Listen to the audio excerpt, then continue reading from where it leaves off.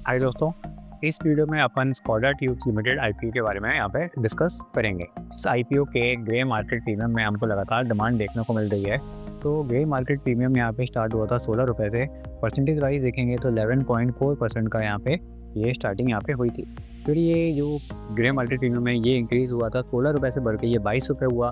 फिर 22 रुपये से बढ़ के ये करंटली ग्रे मार्केट प्रीमियम अब 23 रुपये पे है। परसेंटेज वाइज अगर हम देखते हैं 16.4% अभी करंटली ये इसका ग्रे मार्केट प्रीमियम अभी चल रहा है। तो इस वीडियो में अपन डिटेल में देखेंगे कि यहाँ पे अपन को इस आईपीओ में अप्लाई करना चाहिए कि नहीं करना चाहिए और यहाँ पे इस आईपीओ की क्या वैल्यूएशन रहने वाली है। ये सारी की सारी डिटेल्स अपन इस वीडियो में देखेंगे, तो वीडियो में लास्ट तक बने रहिए। तो सबसे पहले जान लेते हैं कि ये स्कॉडा जो ट्यूब्स है ये करती क्या है। तो ये जो कंपनी है ये स्टेनलेस स्टील के पाइप्स वगैरह या ट्यूब्स वगैरह होते हैं।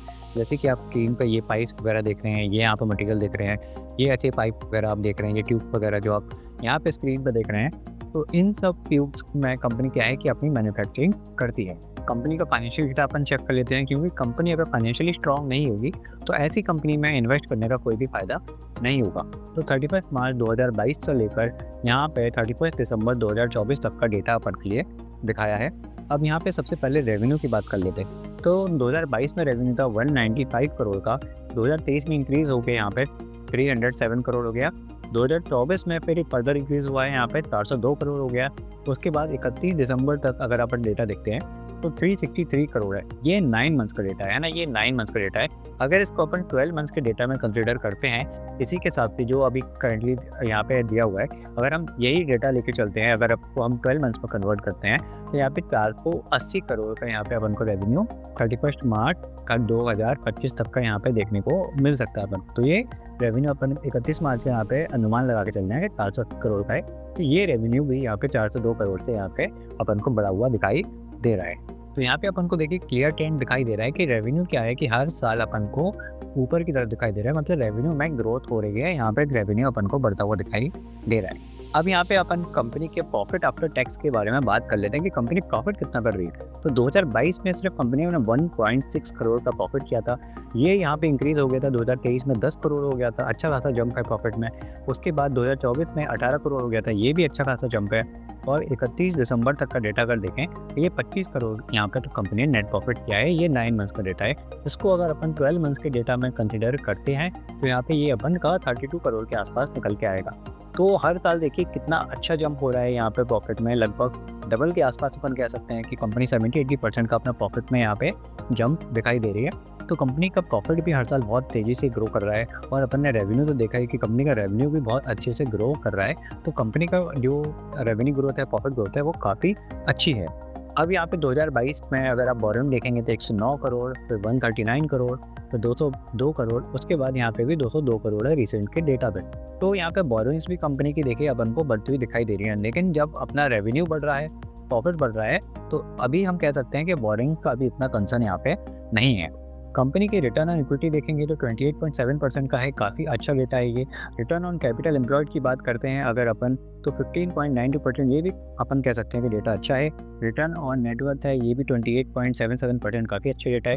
प्रॉफिट आफ्टर टैक्स मार्जिन हल्का सा कम हो सकता है, लेकिन फिर भी ओके डेटा है 4.5% का। अब यहाँ पे देख लेते हैं कि कंपनी जो आईपीओ लेकर आ रही है इसकी वैल्यूएशन क्या है। तो क्योंकि अगर कंपनी की वैल्यूएशन बहुत हाई होगी तो ऐसे में हमको क्या ही ग्रे मार्केट प्रीमियम देखने को मिलेगा या फिर क्या ही हमको उसमें ग्रोथ दिखेगी। तो यहाँ पे कंपनी की वैल्यूएशन हम चेक करते हैं पीई रेशियो से, जिसको अपन कंपेयर करते हैं कंपनी के जो कॉम्पिटिटर्स होते हैं ना, अपन उनसे कंपेयर करते हैं कि जो लिस्टेड कॉम्पिटिटर्स हैं उनका कितना पीई रेशियो चल रहा है, कंपनी कितने पीई रेशियो पर अपना आईपीओ लेके आ रही है। तो यहाँ पे करंटली आईपीओ के बाद कंपनी का पीई रेशियो 25 का हो जाएगा। तो ये 25 का जो पीई है ये अपन चेक करेंगे जो कंपनी के कॉम्पिटिटर्स हैं उनके डेटा से। तो यहाँ पे स्कॉडा ट्यूब आईपीओ के अपन को कॉम्पिटिटर्स ये अपन को दिखाई दे रहे हैं। तो देखिए स्कॉडा ट्यूब जो है इसका जो पीई रेशियो है अपन ने देखा ये 25 का है। और उसके बाद ये जो कॉम्पिटिटर है रत्ना मनी मेटल्स, इसका पीई रेशियो देखेंगे ये 31 का नहीं है, ये आज के डेट के हिसाब से 37 का है, क्योंकि ये पुराना डेटा है जो कंपनी ने आरएफपी फाइल किया था जो यहाँ पे लिखा है। वीनस पाइप्स का अगर अपन देखते हैं तो ये 31 के आसपास का कंपनी का पी रेशियो है। वेल्सपुन स्पेशलिटी का कोई पी रेशियो यहाँ पे नहीं निकाल पा रहे हैं। और सूरज लिमिटेड का जो पी रेशियो है वो काफ़ी ज़्यादा है, जो कि है 54 का। तो अपना कंपनी जो आईपीओ लेकर आ रही है वो 25 के पी रेशियो पर आ रही है। और बाकी की कंपनी कह सकते हैं कि यहाँ पे आसपास सभी जो हैं 30 के पी रेशियो के ऊपर ही है उनका। तो अपन यहाँ पे कंपनी का पी रेशियो अगर अपन 30 का भी लेके चलते हैं आईपीओ में लिस्ट होने के बाद, तो अपन कह सकते हैं कि यहाँ पे 15 से 20% यहाँ पे अपसाइड अपन को देखने को मिल सकती है अगर मार्केट की स्थिति सही रहती है। तो मतलब मार्केट ज़्यादा फॉल नहीं करता है, तो अगर स्टेबल रहता है या फिर ऊपर की तरफ थोड़ा जाता हुआ दिखता है अपन को मार्केट, तो अपन को यहाँ पे 15 से 20% यहाँ पे अपसाइड दिखाई दे रही है। और ग्रे मार्केट प्रीमियम भी कंपनी का अपन ने अभी देखा स्टार्टिंग में कि 16.4% का अपन को ग्रे मार्केट प्रीमियम यहाँ पे दिखाई दे रहा है।